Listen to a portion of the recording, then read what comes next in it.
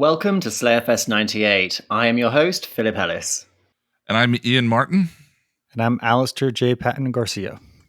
And I'm Ian Carlos Crawford, and today we are here to talk Angel Season 3's Waiting in the Wings, which is one of my favorite episodes of the series, and I'm so happy to have the three of you boys here to talk about it with me. Before we get into the episode, though, I'm going to give my Patreon spiel.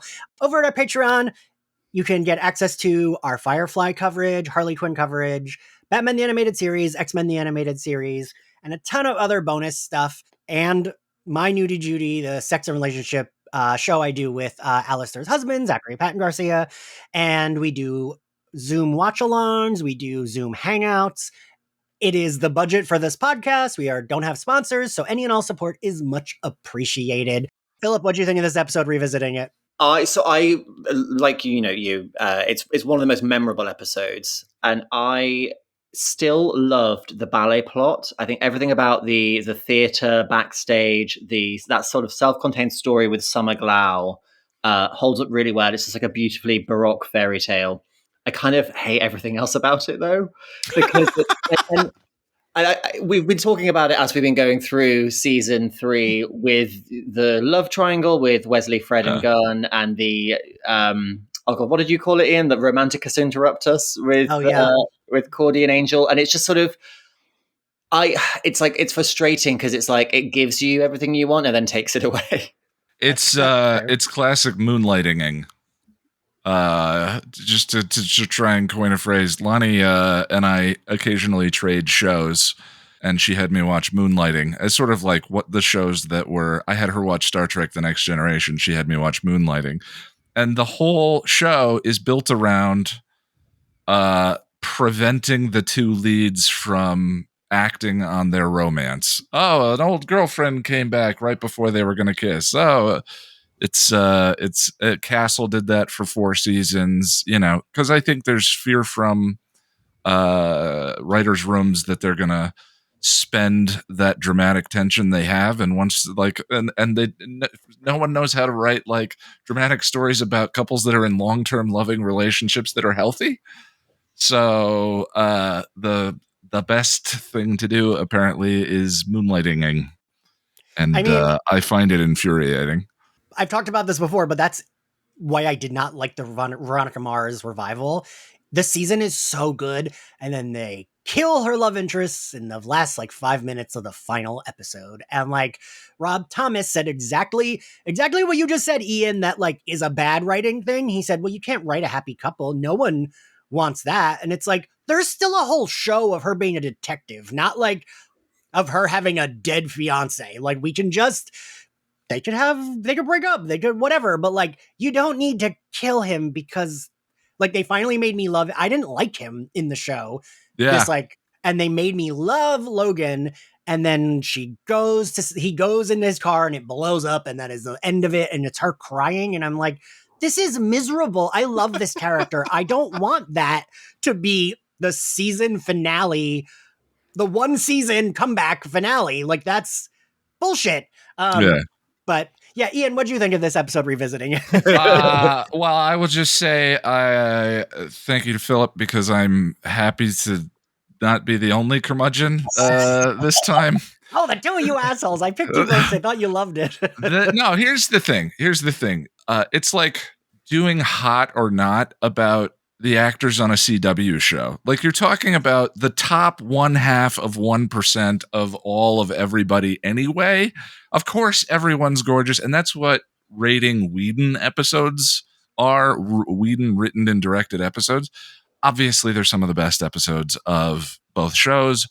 Always, all the time. His worst episodes are Lie to Me and maybe Spin the Bottle, or there's a very un-Whedon-like episode at the beginning of season 2 in Angel. But those are still some of the best episodes of the show. And, so there's evaluating this episode as in the pantheon of Angel, it's delightful. It's a ton of fun. It's hilarious. It's sexy as hell. And within sort of the Whedon pantheon, it's one of his least interesting to me. This one? Yeah. Alastair, what did you think of this episode? Because I know at least we agree. So I I specifically asked to be on 2 episodes for this season that I love, Birthday and Wait in the Wings. And who's so good to you that he gave you exactly what you requested? You did.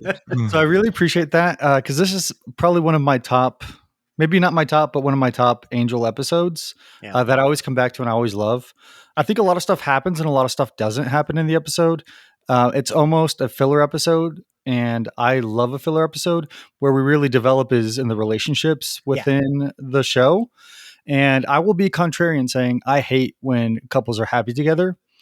I'm not usually a romance reader, but if I'm reading romance and they're already happy halfway through the book, I will typically put the book down because I know some bullshit's about to happen.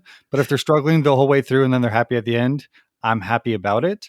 So I love this moonlighting that goes on throughout this. I mean, even with Buffy and Angel, I loved it when they were, sad and apart more than when they're happy and together. I mean that I agree with about Buffy and Angel, but go ahead, Ian. But to be fair, the key in what you said was then they end up happy. And I feel like then they end up happy. But in the Buffy verse, there is no then they end up happy is like. That's an interesting commentary on what the writers thought of Fred and Gunn. Yeah. Is if they let those two characters get together, like I feel like that's a negative judgment on that relationship. So to tell everyone, we recorded a little out of order. I waited for Waiting in the Wings. And we've recorded a few. And, every episode I'm like, Gunn and Fred have zero chemistry. Like there's nothing here. Watching this episode was the first time I was like, eek, did they put them together because it was like, well, they don't work. They got no chemistry. So let's make this an obstacle relationship. That's like her on her way to dating Wesley is dating a man she has zero chemistry with, but they're both nice characters, which is kind of shitty. Also, I feel like, well, we'll get into it. Yeah. It's so much to say. I still love this episode. I still love this episode. Rewatching it, I always go back and forth whether this or You're Welcome is my favorite of the series. I will say that rewatching it, I was like, yeah, You're Welcome's my favorite. Well, You're Welcome gives the payoff that sort of building here, right? There's so much more like money shot in You're Welcome. But to get into the episode, I was going to say if Blue Balls were an episode, it would be this. Like that's kind of the whole theme of the episode is just unfulfilled sexual tension. They're like to the point where at the end of that episode, Angel has a stomach ache. Yes. So and right on cue at the beginning of the episode, Wesley is mooning over Fred. And basically we're setting up the entire kind of arc of the episode in this cold open. Wesley's mooning over Fred. Cordelia thinks he should ask her out. Gunn is also mooning over Fred. And it's just basically like, oh, well, here are all the romantic dynamics at play that we are then going to kind of, take out for a night at the ballet. What I notice in this opening, though, to, give credit to unfortunately where it's due, Whedon does these scenes so well with these actors. Like they are all just like moving about. It almost reminds me of the opening of Once More with Feeling. Like everyone's kind of like gliding in. Everyone's like, just like kind of like coming in and out of the scene with really great dialogue. We're moving around. Cordelia has the really good, like, remember when you used to think I was the prettiest girl in the whole world, and makes Wesley stutter and she's like, relax, I just want to hear it out loud. It's such a great callback. I love having that finally referenced. Well, not finally. They mention it when he comes back in season 2. But it's nice. It's nice to periodically have the characters observe how much they've grown and how far they are from where everything started. You think about that scene in Buffy season 3. This is literally a different universe, the Angel universe instead of the Buffy universe. But I love that callback. It's really well done. Whedon is used as a pejorative because there's so many copycats that do it poorly. Yeah. This kind of dialogue and this kind of it is very artificial in a way. It's not the way normal people talk. It's not the way scenes evolve. But when he does it, it works. And there's a reason that it gets copied to the degree that it does. Yeah. Alastair, what were you going to say? No, I was going to agree. It works perfectly, especially with the writing, where Fred is. Yeah, I mean, Wesley's obviously looking over a demon that has 6 breasts, and then there's that confusion whether they're talking about Fred or the demon, which obviously Cordelia knows it's Fred, but she's just like joking around. Yeah. And then Cordelia has baby bangs, and we just finished watching Scream 3, with Courtney Cox with baby bangs, and then Buffy had baby bangs season 3. And this was what, 2001, 2002? I think baby bangs were kind of out by now, and I was like, why would he do that? Her hair just keeps on getting shorter and shorter and shorter this entire season. It looks like she cut it herself and then was like, oh God, what have I done? Yeah. The way she does it was like, I know what I'm going to do. I'm going to give myself a haircut. Yeah, and like Sarah Michelle Gellar said in an interview when she was doing like Wolfpack press junkets, she said something about like that was because her hair was fried. And then Courtney Cox's, it was fake, which I still don't understand. So I'm like, what is this? But as you mentioned, Alastair, her hair does like get shorter and shorter and it's such good hair. But in a few episodes, she will have the like, what's her face? Like the bob? Is that a bob? Kate Gosselin? Kate Gosselin, yeah. She'll have like the Kate Gosselin almost hair, which is like the only hairstyle I think that I would say that is I really hate. Like I really hate it. It looks... And it works on her because at least she's committed to a style by that point. Like we're in this weird no man's land at the moment where it looks like she's given herself bangs, but it also looks like she's growing out a pixie cut. Yeah. It's very odd. It looks great when she kind of piles it all up when they get dressed up for the ballet. Because her hair is like so thick. Yeah. I feel like so much in fashion is a response to something else. And I remember the Bob pixie cut era, the Meg Ryan pixie cut era, and it feels to me the response to the Rachel. The giant hair frame as the pendulum swings back and forth. But maybe we're in a period now where we're on the other side and the Bob looks a little... Well, some people can pull off a bob. Yeah, some people can. It does look a little Karenish, yeah. But some people can really pull off a bob. And, Charisma Carpenter can pull off a lot of things. Yeah. Yeah. But that's probably the least good haircut she can pull off. Like, I don't know. Yeah. You remember reading the reason for her kind of starting to hack away at that glorious mane she had was because it was just so heavy, and it took so much like styling and would actually like give her like pain in her scalp. And as somebody, I am not saying that I am anything like Charisma Carpenter, but having recently had very long, very thick, very wavy hair, it becomes a pain in the ass, and there's something very liberating about chopping loads of it off. I just think that it took her a while to figure out, okay, well, I'm going short, but yeah, what now? What works? Yeah. Because I think in You're Welcome, it looks fantastic. And it's probably pretty short. It's like the like curly with like a little bit of like maybe gel in it. But I think it looks fantastic. And that's only like down to here. So it's not like it's like super. Anyway. Well, I just want to say that if somebody had also talked to Felicity about this, maybe they wouldn't have canceled the series. Maybe, yeah.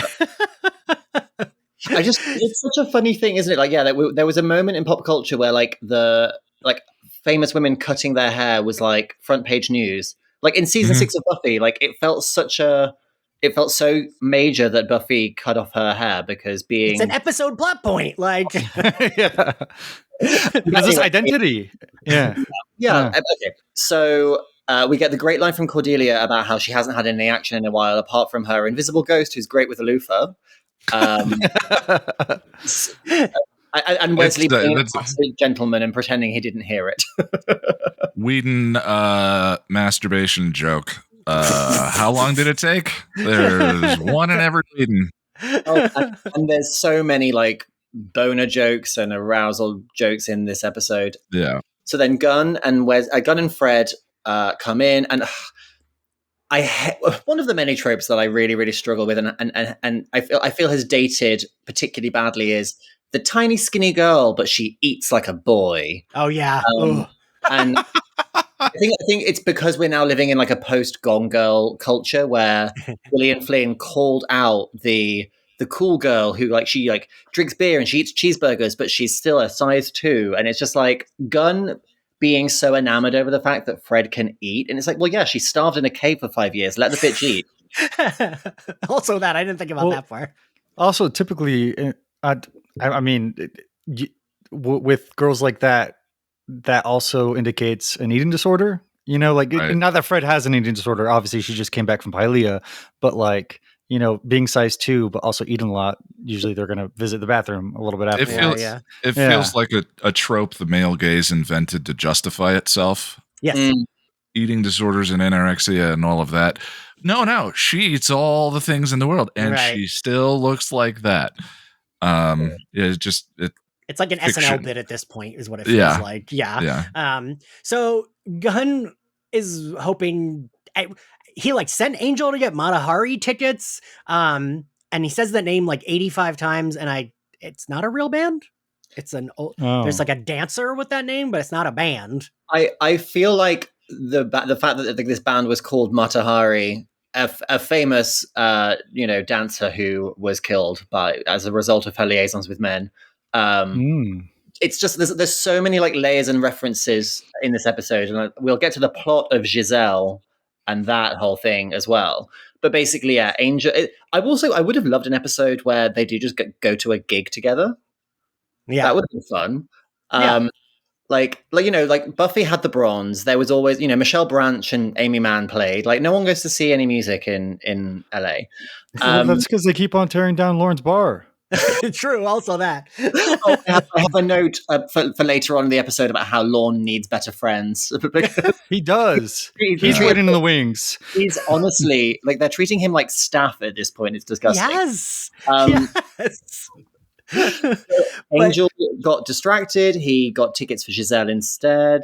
And this line he says, with this particular company, he says, "I saw their production of Giselle in 1890. I cried like a baby, and I was evil." And you mentioned just before we started recording that you've been watching the new version of Interview with a Vampire. Is that not the most Lestat line ever? Yes, it really is. Like it just him saying that, like it's funny, but I love that he delivers it not as a joke. Like he delivers it fully serious and he means it. Like I don't love there's a payoff that it's like, okay, I don't love Gunn being like, ooh, ballet, that's gay. There's guys in tights. Don't love that. I mean, it like fits with the time period, but I do love the payoff of then he loves the ballet. That's the only reason. Although also like when we see the ballet later, that ballerino's package is right up there. Like you see everything. Yes. But you know, if I was gonna be pissed off too, if Angel was supposed to go get band tickets and then you show up with ballet tickets, like I don't know. I absolutely would be Cordy snoring. Like I know, I have trouble at like regular plays. I'm like my ADHD goes in, like my brain feels like it's on fire because it's like, well, I'm kind of bored. I can't even go to the bathroom because like getting up is a big production at a play, and like I'm just like, ugh. The last play I saw, I genuinely kept making lists in my head for the last whole act because I was so bored. Hamlet would be a lot better if Mercutio popped on stage periodically and just clashed some cymbals, like about every 20 minutes. Yes. Post credits, we get Cordy and Fred dress shopping, which I do like. We don't get a lot of them having like being like friends, and I like that. Angel just as a show is not great at the Bechdel test, like at all. I was like, is this the only scene? Like, or maybe like there's like there was one scene where Cordelia was like, "Oh, Angel wants you to get out earlier in the season." Yeah. Like, they barely have them together as the two women in the show. You think about when Cordy talked with Lila, it was about men. I mean, in that case, it was about abuse. Thinking of Billy. I can't remember the name of the character in season 2, the Carrie character who. Oh yeah. Took Bethany on a walk and said, "Don't bang my boss." Like almost every conversation I can think of that has Cordelia talking with another woman alone, it is about a man. Yeah, and the scene is no different. And clothes. Sorry, and clothes. And clothes. Although that's a quote unquote negative characteristic that I feel like Cordy as a character reclaims, especially in Room with a View, to take a negative stereotype and to own it as a source of power, I think is one of the reasons why Cordy is such an interesting, great character. But it's not a full makeover in that case. That's a really interesting point, actually. Yeah, like the Cordelia that we knew to begin with was so much about appearances and being the wealthy, stylish, popular girl. And when alpha here says like, oh, aren't we poor? Like, can we afford this? And Cordelia says, oh, I'm going to let you in on like a secret of my people. And I'm like, oh, she's identifying as a poor person. What growth? But also, you're going to scam the system, buy the dress for one night, and then take it back. And I was like, I just love that she's like, she has she shifted her value system, but she's still because she used to work part-time at that dress store just to afford a dress for prom. Remember? I just want to point out, it's stuff like that is the reason I struggle with Angel, because that what Philip just summed up is so beautiful. She's such a lovely character. She's arguably one of the best characters in the Buffyverse in terms of the journey and the arc and all of that. And I cannot enjoy it without knowing where it goes and how it's going to get ruined. I mean, we like the debate about season 4 and the legitimacy of that storyline aside. It's so Angel just lifts you up and then smacks you back down again. A lot of times, and you just have to take every episode one at a time, enjoy what there is, because taken as a whole, man, there's so much pain. You're not wrong. I mean, I'm sorry. No, and I this season I've been feeling it a little more.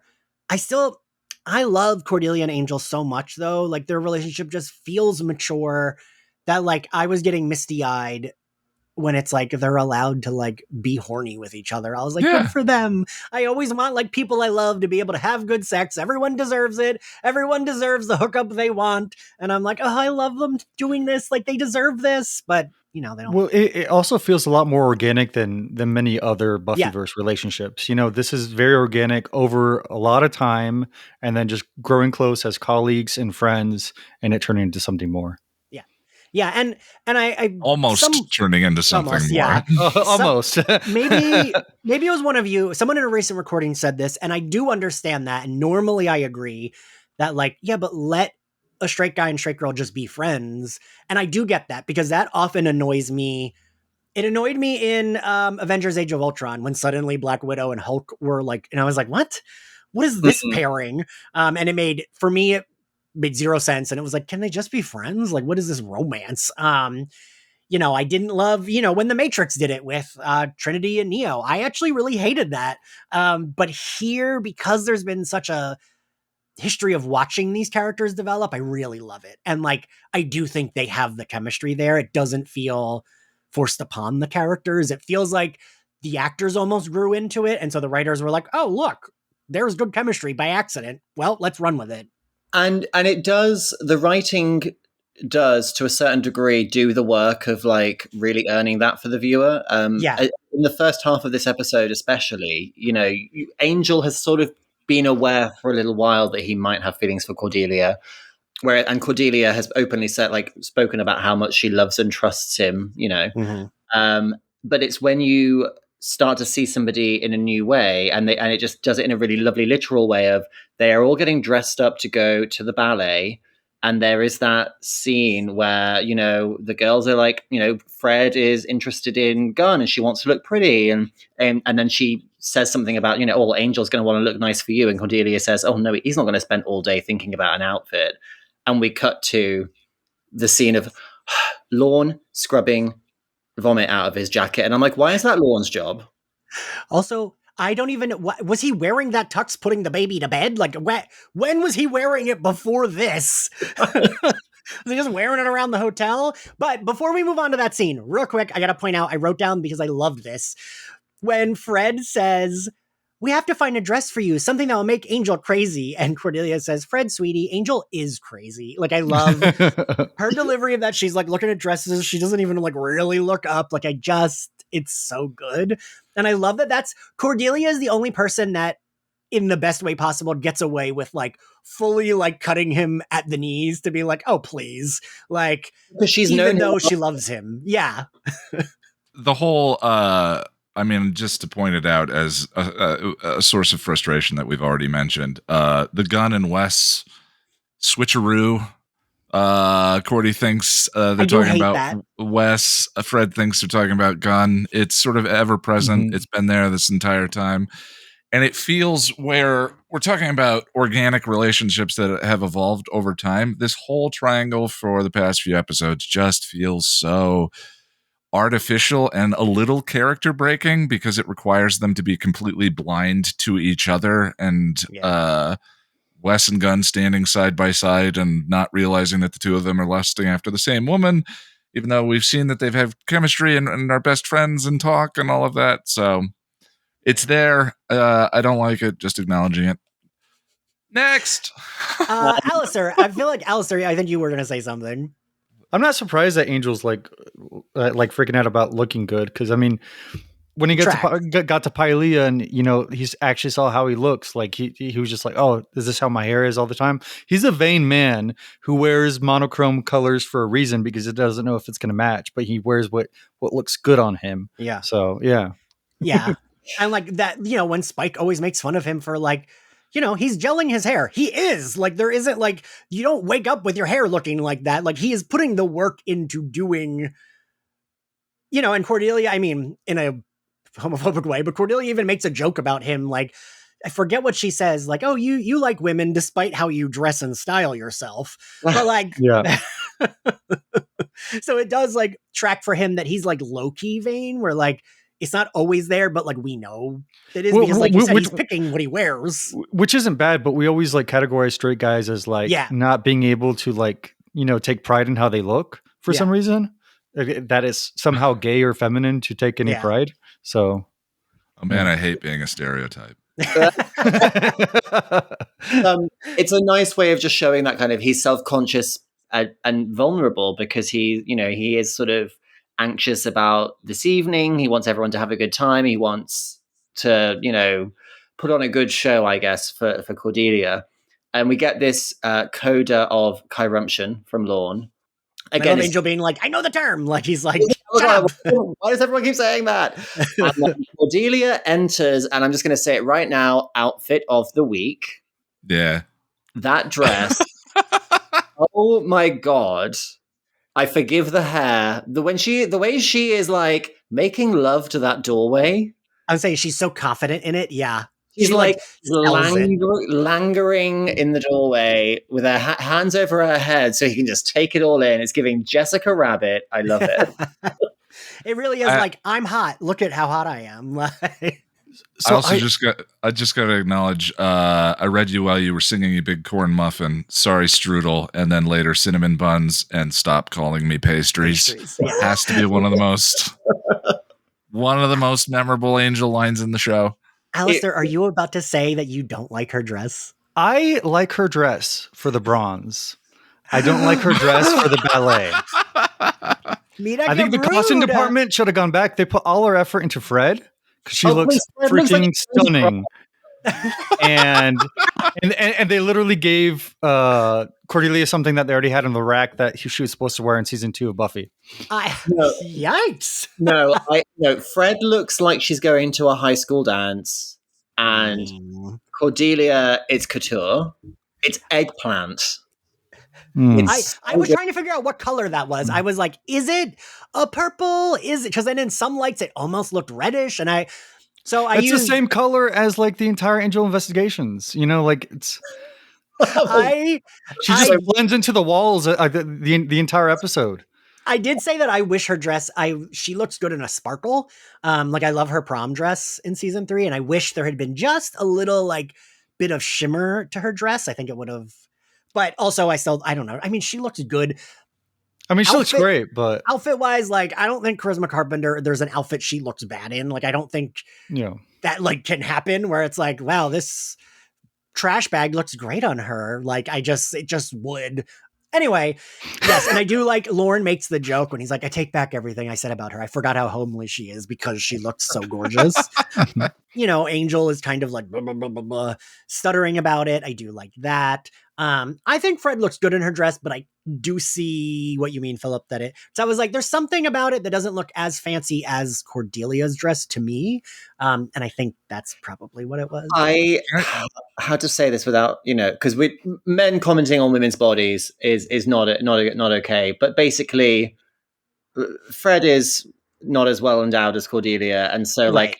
she just looks like it's again they infantilize her with a lot of the. She looks younger. Yes, she just looks like she could be 18. I would actually say that she looks more elegant. The cut of the dress, everything just looks more elegant, and it's like the attire level is different. If you're going to the bronze versus if you're going to a ballet. I'm in this conversation. I'm realizing I can't even remember what Fred is wearing. Ian, because the last shot of Fred, from the shoulders up, Amy Acker looks so gorgeous, and like so, like we said, not infantilized for one of the first times on the show. So adult, so pretty that it kind of has erased all the other memories I have of her visually from the episode. I put a lot of work into doing the cover photo for this to make sure Cordelia and Fred looked great on the cover. I'll go look. I mean, it's a great dress. It's a beautiful shade of red. Fred looks amazing in red. We know this. And to your point, Alastair, I am glad that one of them wore like more of a bold color rather than because they always all wear like kind of darker off colors. The shoulder too. Like she has great like shoulders. She does. I feel like accent how elegant she looks as a person. Yeah. And Ian, to your point again, I kept thinking of this is going to be very specific and probably not that relevant, but I kept thinking of in Scream 6. One of the many things that really bothered me about Scream 6 was Gale Weathers, who is always right, fully sets them up to die by accident. She is the one that fucks up everything because she's like, I found their secret hideout. They wanted her to find that secret hideout. They wanted her to give the other people the information. She doesn't even go with them, but they all almost die because of the like incorrect info Gale gives them. And I hate that because that is not Gale. Gale is too smart and perceptive for that shit. And that's why she's poorly written in that movie. We go the same with Cordelia here. Like Cordelia goes to Wes and says, the iron is hot. And I'm like, no, but Cordelia, like, this is something she is good at, is noticing like people's relationships. And I hate how wrong she is. Like the emotional intelligence has always been Cordelia's strength in like both in the Scoobies and in the Angel investigations. Even, if she has a lack of tact and can be a bit of a bull in a china shop sometimes, like she reads people. And so it strikes of, we're doing a love triangle. There have to be certain contrivances. Yeah. And I think the only thing that like makes that whole misunderstanding satisfying is the way it's layered on top of the love triangle at the ballet, but behind the scenes at the ballet, we have, and then there's a love triangle within Giselle. I am a sucker for like a text within a text. And so we've got all of these like tragic love triangles layered one on top of the other, kind of, reverberating throughout time. But it is also like, but that's not who she was talking about. And you're like yelling at the TV because it's going to hurt Wesley. And yeah. Hate it. Yeah, the episode, occasionally they make stylistic departures that justify character breaking decisions. I'm thinking of the Zeppo, which is very rompy. Yeah. And it's written to be inside of Xander's perspective. So everyone's sort of being like cartoon versions, stereotypes of their own characters throughout the episode is justified. Yeah. And I think this one is intended to be a little, not vaudevillian, but maybe a little rompy, a little whatever. It just doesn't quite get there. Yeah. It's very a play. Yeah. Buffy justifies those stylistic departures more often than Angel does, because it has a funner, lighter tone. And Buffy does them more, I think. So it's sort of when Buffy does an episode like, Conversations with Dead People or Once More with Feeling, you're like, oh, okay. they're going doing different this week, and you're more like prepared for it. Whereas we've been so wrapped up in the Connor storyline, and it's all been kind of quite, we've been plodding through like, oh well, he's a dad now, and Holtz is still out there, and da da da da da. So to have like a night out at the ballet where we're just going to have this sort of dark fairy tale play out. Yeah, Angel's much more about its arc more often. Buffy gets there in like the last 5 episodes of the season, but the rest of the time it has that sort of tonally experimental stuff going on, so we can sort of get into it a little bit easier. Yeah. They sit in the back, and I love when Angel says, back in the day, I'd get box seats or just eat the people who had them. And Cordelia says, don't let's reminisce. Well, we get to that bit, and I do love, Fred says, tonight feels magical. And I will say, because at first I was like, is that a corny line from Fred? And I'm like, no, there is actually something very magical about dressing up to that degree. Like if you're like going to like a friend's wedding or like especially for her, she hasn't been anywhere where she would need to dress up in a long fucking time. You feel like a celebrity, and we never see these characters that dressed up. And so it does feel like even before they get to the theater, that it feels like they're kind of the fairy tale versions of themselves. Although also like Gunn acting like he doesn't know he looks good in a tux is dumb as hell. Yeah.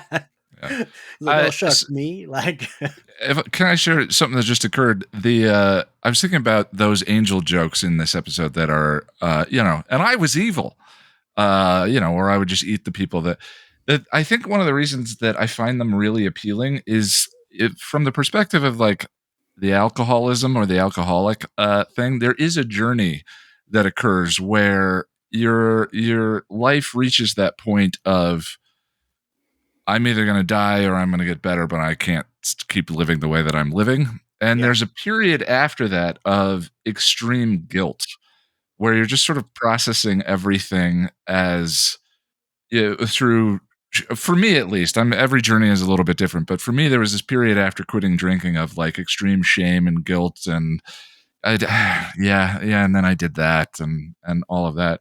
And hopefully I find like, it becomes easier the poison sort of seeps out of those experiences over time. They just become what they were. And as the dark clouds clear from the shame and the darkness clears, you can then talk about that time that you rode a moped naked around college and, without the shame. It just sort of is the truth of the experience. Right.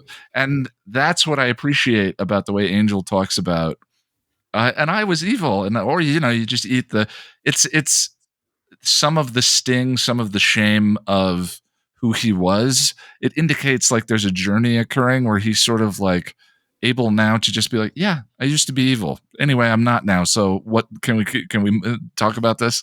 He knows that Cordelia can take it as well. Yes. Like, he knows that she can hear that. It's context sensitive. It indicates his intimacy. I was actually just about to bring up the fact that like I feel that way with grief a lot of times. Like I always remember that after the setup is not going to sound funny. After it doesn't. Ex, that's the point. Yeah. after finding my ex dead in his bed and moving, I had a lot of people, very like great friends in New York. I didn't have to hire a moving company. Everyone wanted, like, I had shifts of people coming to help me move. At one point, there was too many people. So, like, I just, like, told 5 people, I was like, you can just go sit outside. And, like, when we bring it out, put it in the truck. Because there was so many people. And it was, like, really, like, lovely, like, friends coming together. I mentioned it at a happy hour, like, a gay happy hour sometime after. And I was like, yeah, I didn't have to hire movers. It was really great. Like, everyone was so helpful. And a guy who, like, didn't actually know what happened was like, wow, I wish I had friends that would help me move. I have to hire movers. That's really nice. And I said, yeah, all you need to do is find your boyfriend dead in his bed, and then you'll get free movers. And no one, everyone was like, and just like glared at me, and it like created an awkward silence. I was like, it's okay, it's funny. I'm allowed to make that joke now. Yeah. Yeah, that's yours. That's yours to own. I do shit like that all the time because it's funny to see the reactions as well. Like somebody would be like, and this was like years ago, and somebody was like, "Oh, like why are you this way?" Because I'd said something quite out of pocket, and I was like, "Well, my father died when I was 14," and they were like, "Oh my god, I'm so sorry," and I was like, "I mean, he did, but also like." I'm a little stinker for numerous reasons. Right.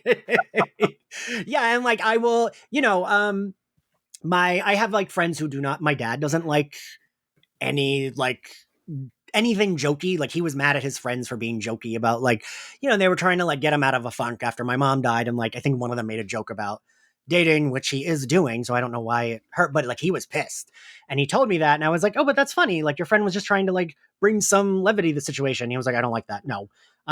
So like some people just like do That's there's like fascinating. not like you can't make a joke. And then some people like gauge, right? Like a thing that your husband did really well, Alastair, was like he knew that I was good with like making a joke. Like I forget what recording we did and he hated something I said. And he was like, that's a terrible opinion. Whatever. You're in bereavement. You're allowed to have a bad opinion. And like, I really appreciated that because like, I know other people might be like, why'd you say that? But like, for me, that was funny. And I liked that, even though it was like, my mom had only died like a month ago. But like, that's the kind of shit I like rather than like crying with me. Humor is a counterphobic response to despair. Like it is just us. That's why laugh or cry is a cliche. It is just our way of processing and moving through something. Yeah. But, I mean, my aunt and I like laughed about this. Like we, sat in the hospital room with my mom while she died. My aunt was like, we're looking down at my mother who was like taking her last breath. And she goes, wow, she looked so much like my daughter here. Is that weird to say? That's probably weird to say. And I was like, DJ Letty, don't say that. And I was like, that's weird. And then I kissed my mom on the forehead and I went, you know what? You're right. She does look like Louisa. That is a scene in an episode. That is, oh my God. Like it clicked to me and I was just like, she is kind of right. She does look like her daughter here. And like, that's weird to say about like your dead sister sitting in a bed, but she was kind of right.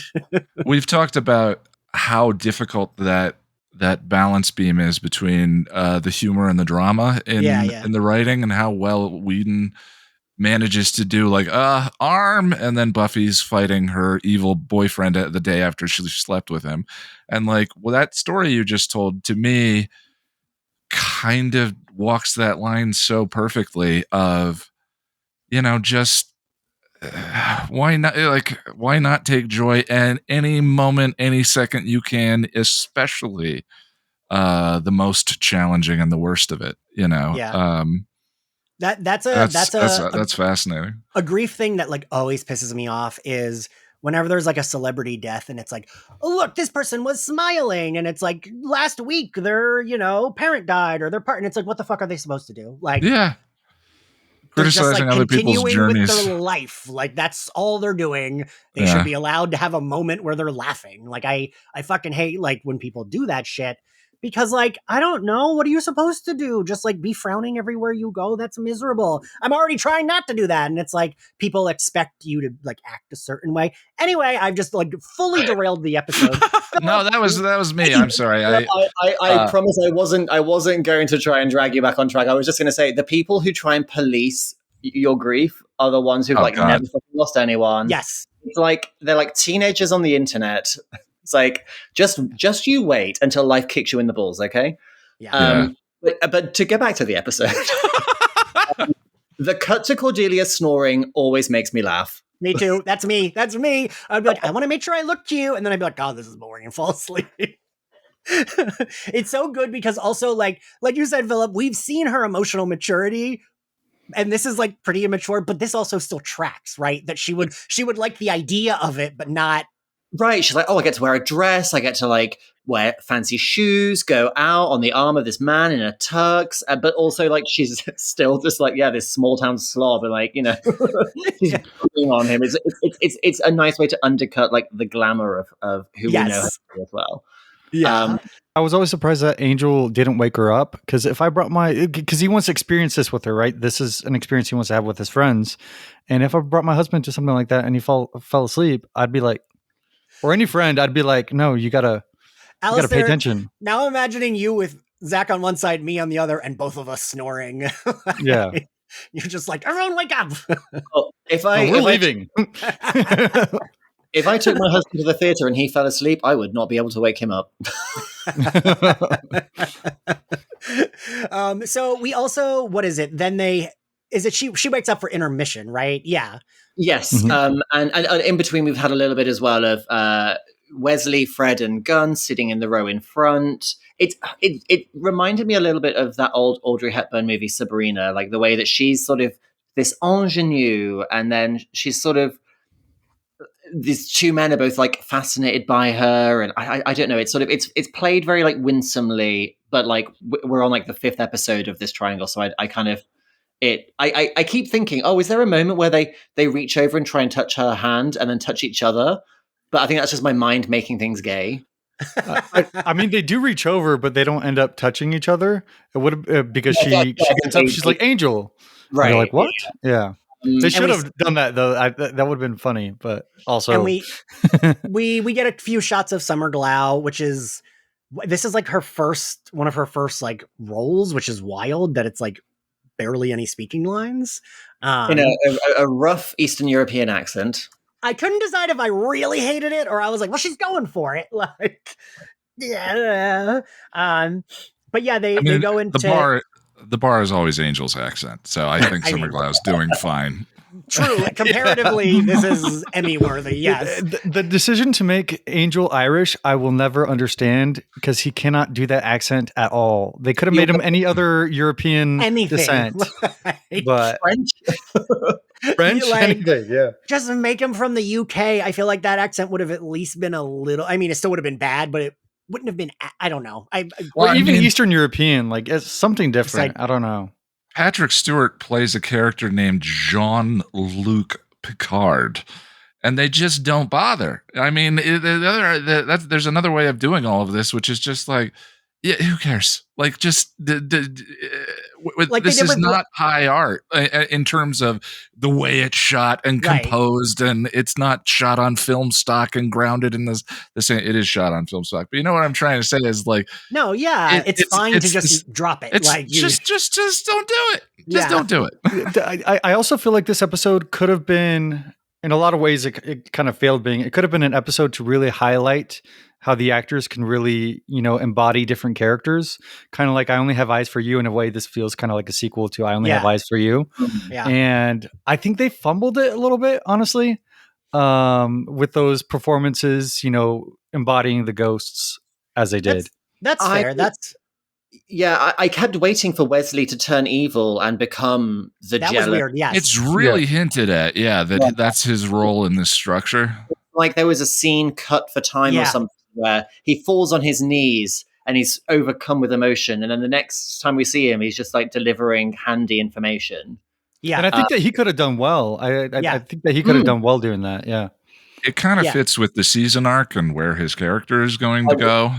I was going to say, this episode is like the first real event that like alienates him and starts to like push him away from everyone. Yeah. So during that little like meetup and intermission, the things I just want to point real quick. I like that Gunn. The only reason that joke at the beginning lands is because I like that now he's like, I love this shit. Like he's like very hyped. He loves it. I like a turn like that with a character. And I like when it's the same show you saw in 1990. I believe he said it was 1890. That's more impossible. And Cordelia says, she's like, yeah, whatever. Do they have snacks here? Like that. She's so bored. I love it. Like it's so her.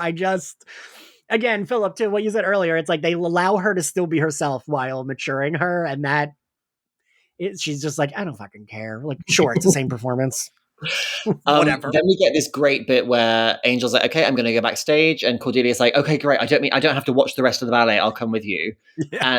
And they're having this like discussion. She's like, oh well, he's like, I could like rough him up. There's this security guard, and she's like, oh no, I could like seduce him. So good. And there's a great throwaway line where he's like, well, no, if this beautiful woman flirts with him, he's going to know it's a scam. And she's like, what did you just call me? And then they're like, okay. It's just the funniest like smash cut of like, say, do you like bribes? Yeah, I do. So good. But then So because good. as we have established, they have no money. She hands him like what, a 10 or something, Yeah. and then Angel just knocks him out. Because the guy's like, this is a tip, not a bribe. Yeah. So good, so good. And then we get They- that great effect of them going backstage, and I love stuff where it's like magic and creepy, but in a very lo-fi way. Of Yeah. this corridor just goes on forever. But Yeah. why are they still actually at the hotel? I feel like they just dress up that set again and again and again. I mean, you're probably right. The answer is budget Yeah. or magic. Yeah. That's the answer to 90% of the questions. So they go into, and all of this where we keep getting scenes of the ballet going on, which I appreciated. I mean, one of you mentioned this earlier. I do appreciate that there's still a whole story there. We barely need it, but there is the whole, it's a pretty like easy, well-written like storyline of the ballet that like truly doesn't matter. And I forget about it every time going into this episode. And I love the episode. It's just like, it doesn't really matter. Just like a reason for Cordy and Angel to get hot and heavy in the dressing room is really what it is. Well, also the ballet is an echo of what's going on in the Right. ballet people's life, you know? Yeah. Yeah. Which is funny because she says, I'm an echo at the end. I don't know. It just ties together. Oh, she does. Yeah. Yeah. A lot of times Whedon does either depth through structure or depth through character or both. This feels like a lot of depth through structure. There is a lot going, like if you, like we mentioned the plot of Giselle and the layers of the triangles and all of that. I just don't feel like, I feel like depth through character feels additive. You know, there are cathartic emotional payoffs when he does that in episodes like The Gift, and you know, I mean, infamously their finales, but even Doppelgangland has a cathartic payoff for Willow and what she's dealing with. And this, again, by nature of it being Romanticus Interruptus, is defined by not having a payoff. And so I feel like a lot of the structural depth ends up feeling pretentious because it doesn't serve the characters themselves. But that might just be me. I think it was very much a case of Joss Whedon decided he wanted to do a ballet episode. That's what it feels like. As in, I was reading on the wiki earlier. He found out that Amy Acker had trained as a dancer for years, which is weird. On my trivia toes, Philip. And then obviously Summer Glau is a trained dancer, and she used those skills in Firefly as well. Yeah. But it's a fun like setup to just like take the characters out of their status quo and out of the hotel, even if you're using the same sets. Oh yeah. And I love this kind of gothic premise with, I was going to say Count Orlok, that's not his name, Count Kirstoff, and the sort of doomed prima ballerina. It's just we never actually see any of that play out because it's being played out by Angel and Cordelia. So it's sort of, it's muddled a little bit. And there's stuff in it. Angel, Cordelia, and Wes, but we don't see Wes process it. And it's just missing an emotional punch for me is all. Counterpoint, it's fucking hot though. Like, that I agree with. I think this is so hot. Like, this is what I want in everything. Like, I want it to be like no, we shouldn't. Ooh, but we're both really hot for this. Like, I think that is like the hottest trope in like any romance, erotic, whatever. Like, that is a trope that sells for me when it's two people that are like, oh no, like we really should. No. But like, clearly they're so horny for each other. Like, I think that is so hot. And they are both so hot. And like, they are both gorgeous in this scene. And their horniness was like, I was like, woof. Like, yeah, do it. Like, get it. Who cares about the ghost? Let the ballerina do whatever she wants. Like, I think it's also a question of episode time because it clearly kind of looks like they might have had other scenes that they had to cut out for the time. And then I Only Have Eyes for You. We do get, Angel and Buffy, and then we get the other characters and we kind of get to see them mirror each other. Yeah. And that would have been nice here, but I think they're struggling with also doing Angel and Cordelia as well as Fred, Wes, and Gunn at the same time, and it just it would have become too boggled. I think that's a great point. the episode is dense with ideas. I guess I just wish that it had leaned into some of the other ones that we just see hinted at rather than the triangle and all of that. That's fair. Yeah. And then I love when they leave the dressing room and she says like, good thing it didn't last. We gotta go back. Yeah. Oh, yeah. And then she looks down at him and he like clearly has a fucking boner and he takes his jacket off to like cover his crotch. It's a great bit of humor to undercut what was like played incredibly seriously, this intense moment of eroticism. And I was checking and it's like this is season 3 of Angel, which means it would have been playing concurrently with season 6 of Buffy. And it's a place that both of these shows are going to now that they wouldn't have previously, where they're processing sexuality in a much more adult way. Mm-hmm. It's not just like, oh yeah, we made love and it happened off screen. It's like, no, like we are horny and we are for each other. Yeah, doing bad things to each other, and you, the viewer, get to sit and watch. Yes. Yeah, I'm trying to think of like pinnacle erotic moments from both shows. This has to be at the top of the list. You've got Smashed. Yeah. The stupid one where Buffy and Riley are a battery and banging all episode and where the wild things are. Where the wild things are. Wild things, yeah, something like that. Yeah. This is the best version of it. The one where you feel most honestly a part of it, I suppose, for a lack of a better term. Like it's engrossing in the way the characters are being engrossed in the scene. Like Smashed is sexy, but the whole like tearing down the building bit, which is the metaphor for sort of their lives and what they're going through and all of that, while I love that metaphor, it's not just this charged erotic moment between the two of them. It's sort of like in the service of other stuff going on there. This is just, god damn. Yeah. I think Sarah and David's one in season 2 when she like loses her virginity and he loses his soul. I think that one's the sexiest because it's so you like just see their back or like an expression on their face, and it's like kind of like going to black at certain scenes, but then you see like the red velvet, not red velvet, but the red silk sheets and stuff like that. Yeah, I always think of that, but maybe that's because like I was younger when I watched that, and that was like the first time I was watching something kind of like that. Is it cuts away. Yeah, right. For me, it's like it's like too cutaway for me. Yeah, like looking at it. This feels we literally watch his face. You do feel like you're in the room with them with this one. So they leave and then they come back, and when they go back, we watch him push his boner onto her, and like that's fucking hot. When he's like, "Does he have the power to do this?" and she's like, "Oof, like that's hot." Just to point it out, what? I'm only alive when you're inside me. What a line. Like you don't need like good god. It's it's a great way as well of sort of highlighting this is not all them. Like this is not something that Cordelia would ever say. Never. Well, and I love the inversion of the idea of dying, like the Shakespearean or the Elizabethan term dying also meant orgasm.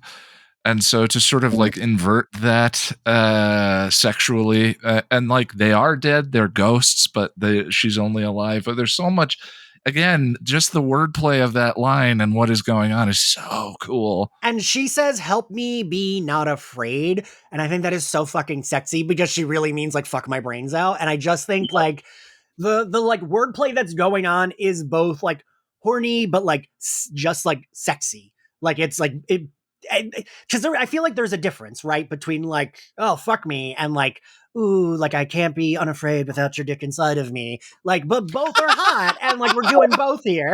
When he says, "I'm not afraid of anything," he's literally saying like, "I'm going to risk it all." Yeah, like we're gonna fuck, and I don't care if that guy kills me. And like, that's where they're ghosts. So theoretically, that's probably what happened. It's just interesting too. So much of Cordy's side of the Angel and Cordy stuff has to be interpreted because all of it is through Angel's perspective and Angel's side of things, and the whole we've. I mean, at this point, at the point of this recording, not to spoil, but we've already talked about the next episode.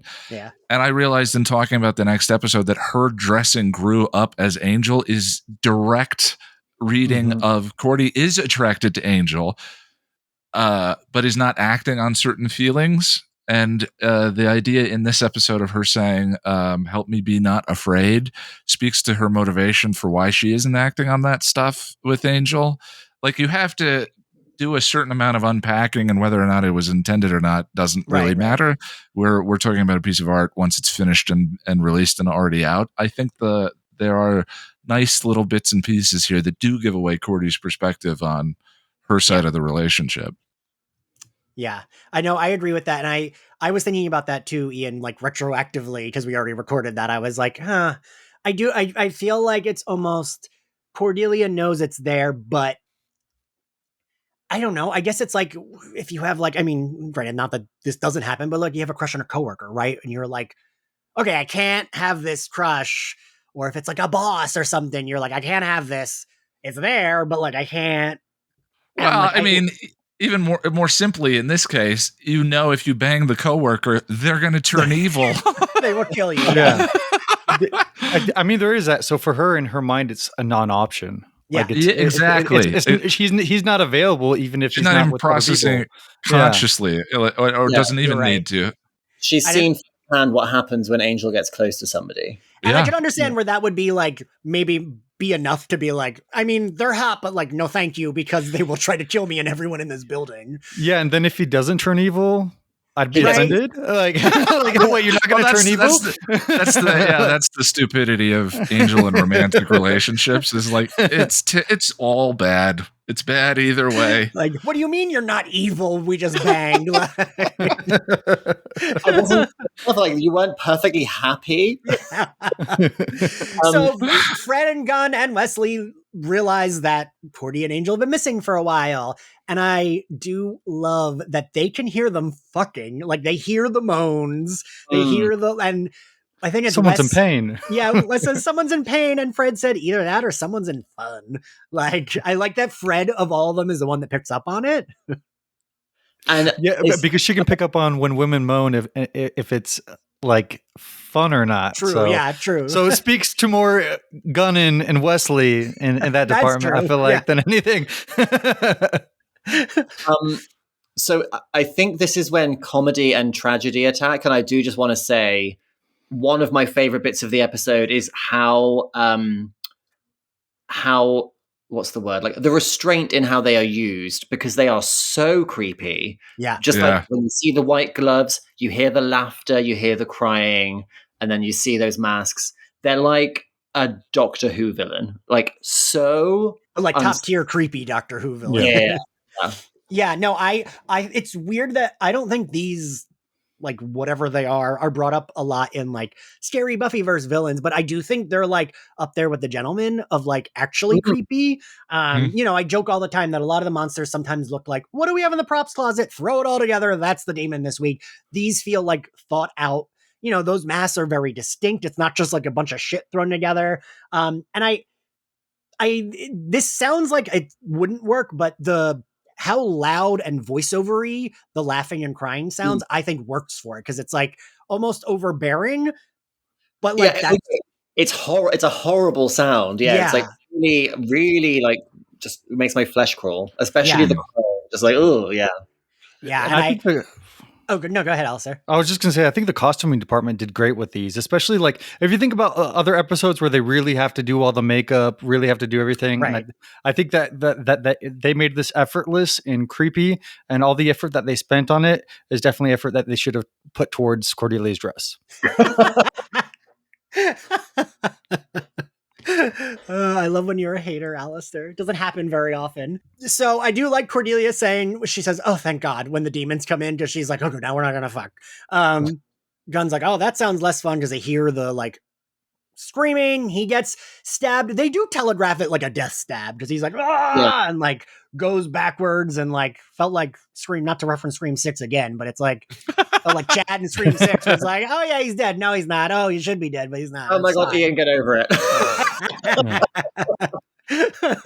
I don't even hate that movie as much as it sounds like I do. I just get angry at certain parts of it. So they defeat the demons. I do like Wes saying, "Who's laughing now?" Well, you, but I still win. The Fred and Gunn kiss feels so weird because it's like, why are we doing this now? We're like in danger. I hate it. I hate the dialogue is scene. insane. I did love the shot of Wesley looking at them, but then his face being reflected in the plate. Yeah, I think that was a cool gorgeous composition. shot. Yeah, I agree with that. But all of Gunn's lines feel to me like a 14-year-old in theater class trying to angle for a kiss, like, and that's fine, but that just doesn't seem like his character. It doesn't seem like Gunn. Well, he likes ballet now. Yeah, it's a very recent update to his character for one episode. for half the ballet. Yeah, he was into it. It also reminded me of that Wolverine meme where he's like standing looking at the camera and Jean Grey and Cyclops are kissing by the wall behind him, and he's just like, that's what it reminded me of, like a live action version of it. Are they using lines from Giselle? I'm not sure. I sure don't. Because that could have been what they were using. I'm not sure. Just thinking. Philip, you said you knew. Well, it's a ballet, so there are no lines, I don't think. Oh, right. I think, it sounded vaguely Shakespeare-y, like Romeo and Juliet or something, but I also it was cringy. I didn't like it. So cringy. And like later on when Gunn's like, "Oh, what pain?" I'm like, "Fuck off." Yeah, that one made me groan out loud. I got stabbed, motherfucker. I did the same thing. I was like, really? This is where basically, okay, Gunn isn't dead. He's kissed Fred. They are defeating the creepy comedy and tragedy masks. And that's when they sort of, and then this is when Wesley has this epiphany of like, oh, this is what happened. And so we assume that he encountered the spirit of maybe the dead lover. I don't know. Because the Count is still alive. Basically, like, we get all the exposition and it's like, the spell takes a lot of power to keep going, so we need to like push it to its limits. So we need to like keep killing these guys, and that basically it's like, okay, we need a fight scene at the end to kind of wrap it all up. Yeah. Angel is able to get out of that endless hallway and have this scene with Summer Glau. And the one bit I really did like was when she says like, in every performance, I turn the leg, I do something wrong. He doesn't even notice. He doesn't even like ballet that much, or he doesn't even know ballet that well. And it's like, that's every creepy man on the internet who's like stalking a woman or just being like gross and creepy and having opinions. It's like, you don't even know what you're talking about. You just think that you do. Yeah, I actually, even though I know we like joke about her accent, I think her like performance is still pretty good, of like the lines and like the heartbreak of this character that had no speaking lines up until right now. And I think she does a lot with what she has, accent or not. But I do like that we like quickly sum up what's happening, but in a really heartbreaking way, where she hates this. This is miserable for her. This was her passion. This was like the art that she loved doing, but this man has trapped her in this like awful, terrible cycle for however many years or centuries or whatever. And I think I don't know. I do really like that. I'm not going to lie. I really like it. I think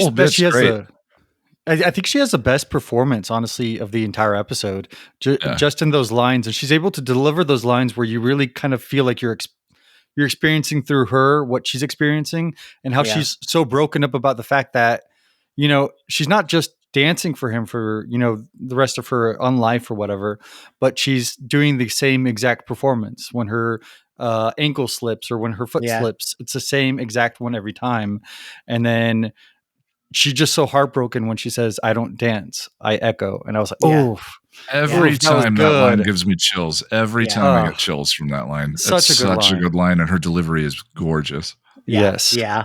It's an inversion of the plot of Giselle, where basically Giselle dies of a broken heart, is resurrected by these spirits of wronged women, and they seek out the men who wronged them and basically force them to dance until they die of exhaustion.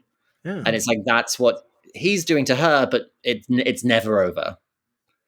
I was also thinking there's a easy parallel there to Angel's immortality, and the idea of him entering into a romantic relationship again and how that would go wrong again. The whole idea of echoing across time and his experiences repeating themselves and never finding amends and all of that. I thought there was a nice parallel there, and him being the one to set her free then works well for that reading. I do just want to say the actor who plays the Count Kerskov, an actor who was in everything in this period of time. He did look familiar. I was like, they actually got like he's actually quite a good actor, and I feel like they could have maybe given him a little bit more material. His name is Mark Herlick. He was in addition to Angel, he was in Seinfeld, Wings, Will and Grace, NCIS, Boy Meets World, Breaking Bad, Bones, 6 Feet Under, The Big Bang Theory, Prison Break, and Star Trek Voyager. Wow. Because I was like, I know that man, but I don't know what from what. And then I looked him up and I was like, oh, I know him from everything. And I've seen 70% of that list. So, and yet I can't place him in any of it, but I just know his face. Yeah, I literally just pulled up the IMDb to look for, what was the first one you said, Philip? He was in Seinfeld. Yeah, I was like, who was he in? Because Seinfeld's one of my like background nighttime shows, so I've seen every episode like 100 times. He's sort of that. He's good at playing like handsome, but in a way that's slightly evil. Like he played like a villain in quite a lot of things because he's good looking, but also smarmy and Milos. Yeah. Yes. Okay, now I remember him. Okay, he really looked like he was wearing a Dracula costume. He did. He really did. Yeah, like and the accent he was doing. This is why I kept thinking his name was Count Orlok. I was like, this is giving like Transylvania. Yeah. Right. And well, I suppose any man from like the late 19th century going to the opera would be dressed like Dracula.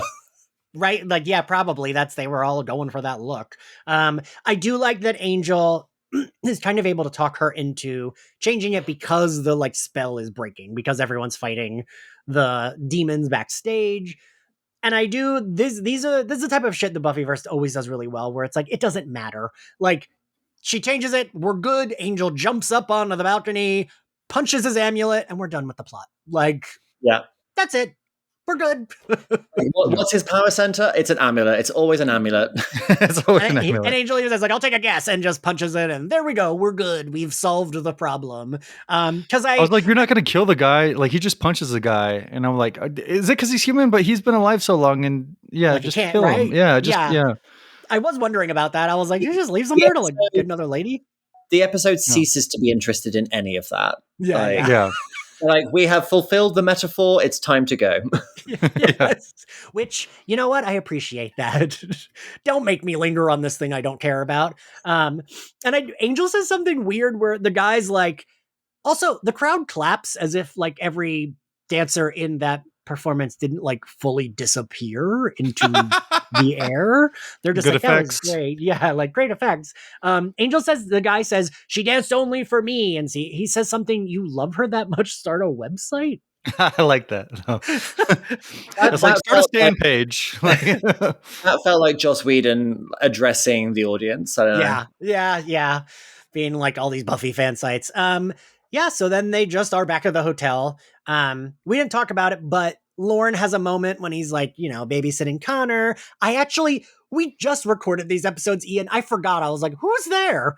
Who is this character? Like, I could not. And I was like, oh, fucking right. It's Gru. Duh. We just recorded about those episodes. Brucelog. But what's crazy is Lauren even says, I'm not sure if it was this one or before, and he's like, I'm trying not to get upset that I wasn't invited to the opera. You know who would have appreciated the opera? I mean, not the opera, the ballet. The ballet, Lauren. yeah, 100%. I feel like he has every reason to be like, hello. He's acting like Angel's valet, cleaning his jacket. He's his child. He's living there because they destroyed his home and business. For like the fourth time. Yes. He's not just like freeloading. They literally got it blown up. And he's also friends. It's not like he's not their friend. Like, well, I don't know. Sometimes it doesn't feel like it. And then Angel was low-key mean to him, earlier when he said, hey, I read what you're, singing with the lullaby.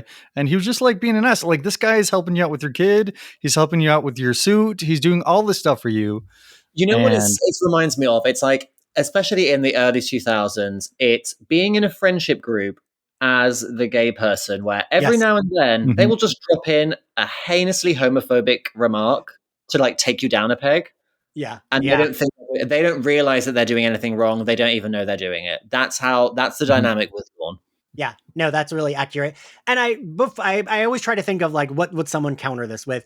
The only thing I can think of is he is a bright green demon with red horns, so maybe that would be like, well, we can't bring you because I didn't even think of that. I didn't even think about that either. you know, I mean that would be a reason why they could not bring him to a place where theoretically it's supposed to be all humans. Well, and, what's missing then to justify this Right, part of his arc is then what is he doing? Then what is his future? What is his plan? Is he an endorsed member of the team now? What? Yeah. We have to just know then I do think you're sort right. of what's up with his arc. Yeah. I think you're right. I completely forgot about his greenness as well. But in order Put for on this some makeup and a hat. Well, you know. in order for this, and he's so queer coded, Yeah. and they've said that was what they were doing with him, to not then address. Okay, what's his arc now? Then now that the bar has blown up, man, do you just fall into some of these areas you guys are talking about? Well, and he's also kind of acting as like Angel's companion / boyfriend. Not really boyfriend, but like you wouldn't see Wesley Kind of, or Gunn doing that stuff for Angel. Yeah. You know? No, you're And- right. It's also like it's feminine coded work. It's either domestic labor or emotional labor. And Mhm. Cordelia wouldn't do that. She wouldn't stoop to. So he's like, I'll get the The demon- FAG will do the it gay for guy.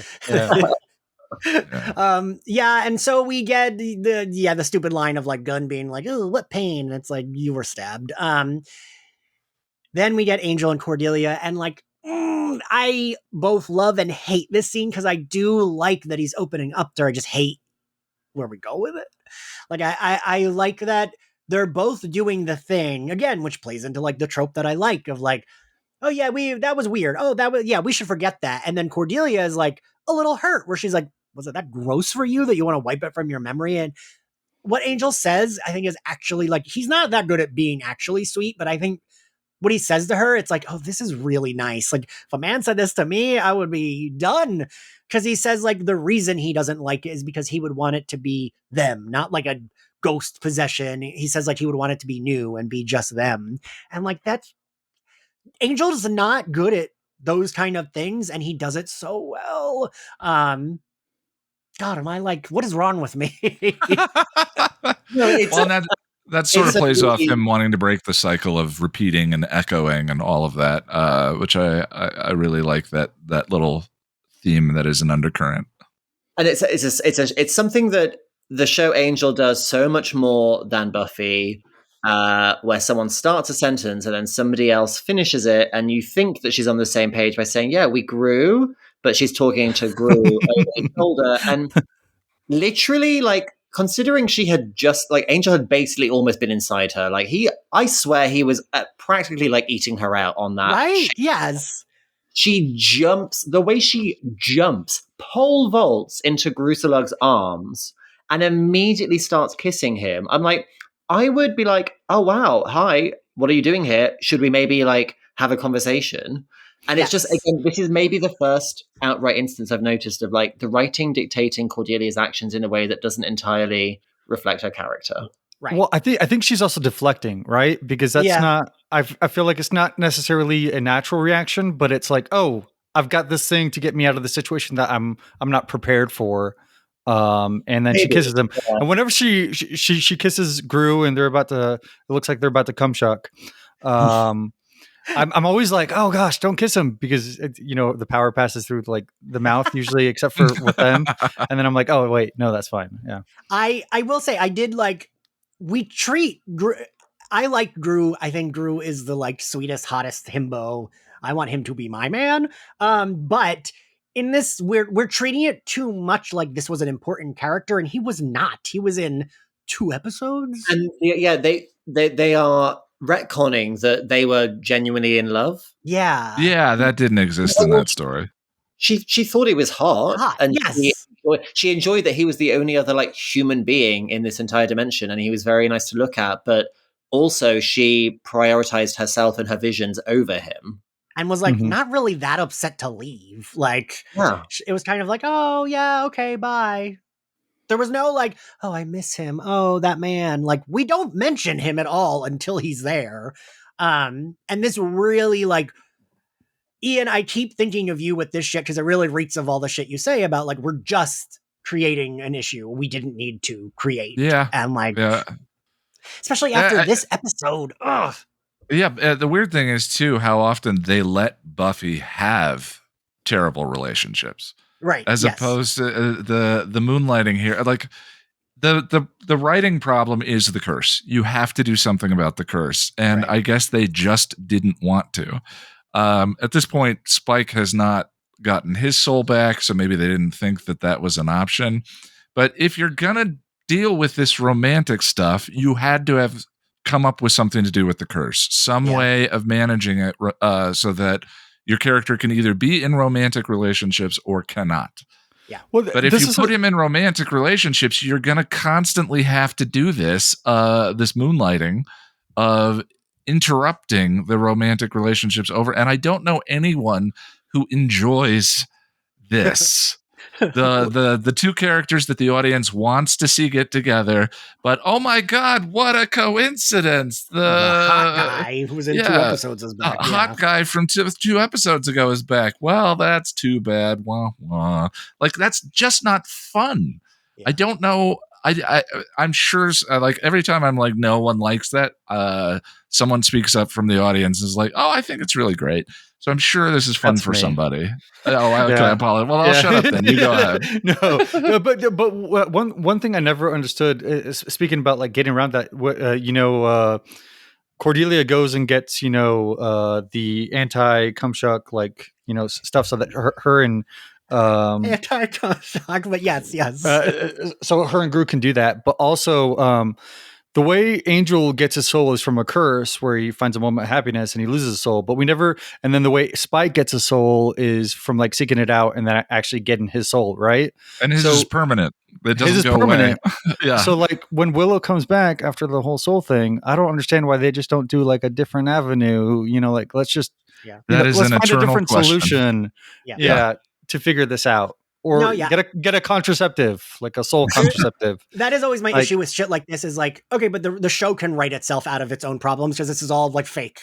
Like it's supernatural, it's fake, whatever. But like it was cool for season 2, but like let's move on now. Yeah. Yeah. So the episode ends on Fred saying, guess you can never predict those things, and Wesley solemnly is like, guess you never can. And I do kind of like that. I do think that's a very good wrap up. But so trivia for this episode is Whedon explained that while he was filming the dressing room scene with Cordelia and Angel, he wanted to shoot it in one continuous camera shot to get the space to keep the camera moving, to get the magical feel for the whole thing. However, in rehearsal at the moment that Cordelia stands in front of the mirror, David Boreanaz was standing behind her reflected. And Whedon said, I said, that's great. And then we'll go to David's reflection and then we'll go to here. And then everybody got quiet. And I believe it was Ross Berryman who said, you do remember he's a vampire, right? Which is funny. The other one, Philip, you already said Whedon got the idea because Amy Acker was a ballet dancer. Wesley mocking Cordelia's rhythmic snoring echoes Giles chastising Anya's Wagnerian snoring in Goodbye, Iowa.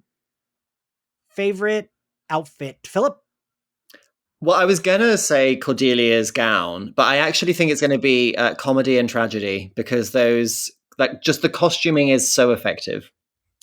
Ian? I'll go with Cordy. Alastair? I'm going to go with Summer Glau. In the dress and the red lip, everything just looked so perfect together. Actually, yeah, shout out to all of the ballet costumes. They were really, really lovely, especially the male ballerino in Act 2. I mean, I put Cordy and Fred because they both look fantastic. Favorite scene, Alastair? Oh gosh, the Summer Glau scene again. The emotion is just crazy. Ian? I'm only alive when I'm watching that scene. Philip? Yeah, it's the spirits in the dressing room for sure. Yeah. Same. What grade do we give this episode, Ian? B plus. Okay. Alastair? A plus. Philip?